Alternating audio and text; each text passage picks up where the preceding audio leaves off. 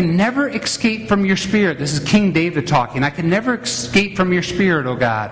If I go up to heavens, you are there. If I go down to hell, you are there. Wherever I go, there you are, God. God is omnipresent within our lives. This is the one that sometimes really gets to me. And it's probably because growing up, my old man, my dad used to say to me growing up, pretty much, Greg, whatever you're doing, do you want other people to see that you're there? And if other people don't see, do you really want God the Father to see you doing that which you're doing? I mean, at that point in time, it made me, when I was 17 years old, to walk out of an R-rated movie with another friend, Ron Knapp. They started showing pornography on the movie, and we both walked out. Now we have it on our television screens. But the thought still is ingrained into me that God is ever present, always with me, whatever is going on in my life. Eternal, omnipotent, omnipresent. God is immutable, simply meaning that God does not change over time. God is the same yesterday, today, and forever, so says the book of Hebrews. We can rest secure. A few weeks ago, I quoted the phrase from Corrie ten Boom, the lady that went through the Holocaust, when she said the phrase that we do not need to be afraid to trust an unknown future to a known God. I should love that phrase. I love it. We don't need to be afraid to trust an unknown future to a known God. God is immutable. Fifth one, God is omniscient. Omniscient, simply meaning God knows all. The psalmist says, 139, O Lord, you have examined my heart and you know everything about me. God knows all. And the last one is simply, God is personal. God desires so much to have a relationship with you and me that He sent His Son, Jesus Christ, to die on the cross, to be resurrected, to have that relationship with us. He wants to be married to us. This week, Saturday, we're going to be celebrating the marriage of Eric and Priscilla. Saturday afternoon, 2 o'clock. We're going to be up here in front of different people, lots of people, celebrating a marriage. 2 o'clock? 2 o'clock, good. Make sure I was here at the right time. They're going to be here and they're going to say in front of everybody, we are getting married and we are binding ourselves together in relationship. That's what God does with you and I. He wants to be in relationship with us. Y'all on the same page with me now? Are you all on the same page with me now? Yes. Okay. That these functions or these characteristics of who God is has to be a framework for understanding this commandment. God says, you shall not make yourself an idol in the form of anything that is in heaven above or in the earth beneath or the waters under the earth. Mindset today sometimes can be hard to wrap around this thought. You got to go back 3,200 years when this is given to Moses. Even go back farther. Remember, there was Abraham, Isaac, and Jacob, and then Joseph, but Isaac. Jacob. Jacob goes off and gets his two wives, Leah and Rachel. And when they come back to the land of Israel, if you remember the story, Rachel takes her family's gods, the little statues, and she steals them. Because the families would have all these little statues of gods, because if they made these gods into little forms, then they could have control over those gods. There could be manipulating with those gods.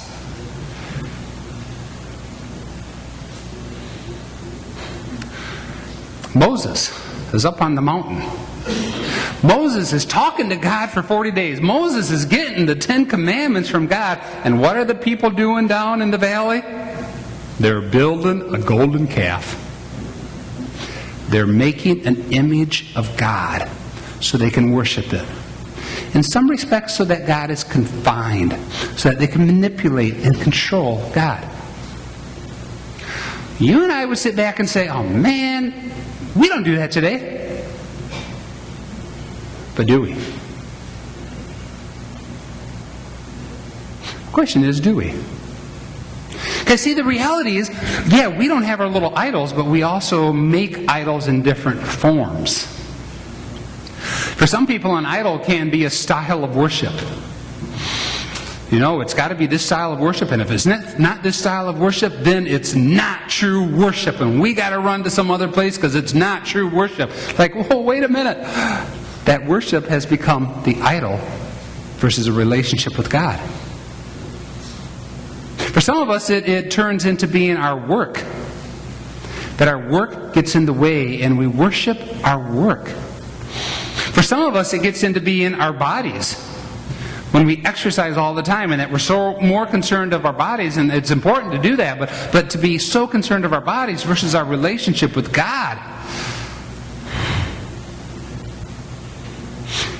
And then the question is, for some of us, it may be television. You say, television? How is that? How many of us maybe will go home today and watch a movie or two?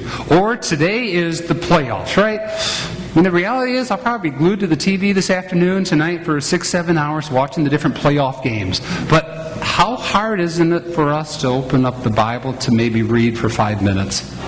Or for us to say, you know, we're gonna make it a goal as a family to attend worship together.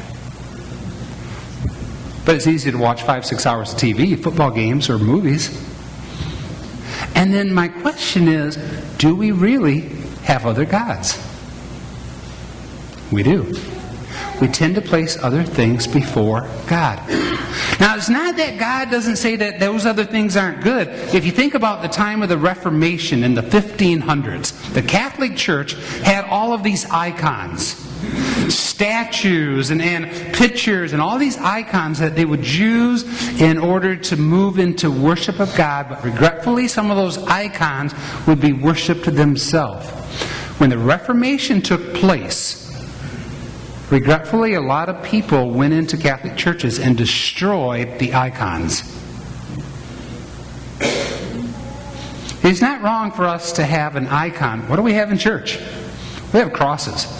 We're talking about doing some rearranging in the sanctuary. We're looking at strategic planning and doing some different things up here in the sanctuary. And we have talked about possibly moving these crosses. And you want to know what has been said about that? You can't do that. No, you can't do that. There's like an icon up there. And it's like, oh man. Yeah, they're important. Cross is the sign of what Christ did for us. And yet when we make something so important that it becomes almost what we worship versus saying, how do we allow the sanctuary to move us into worship of God? You follow me with that?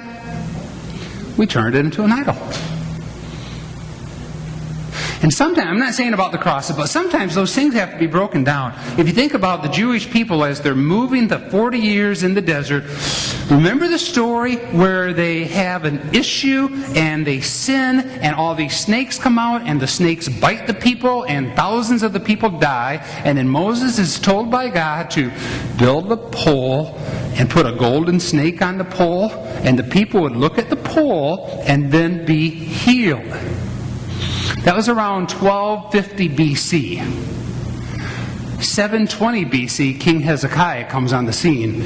King Hezekiah realizes as 500 years later, the people are worshiping that pole with the snake.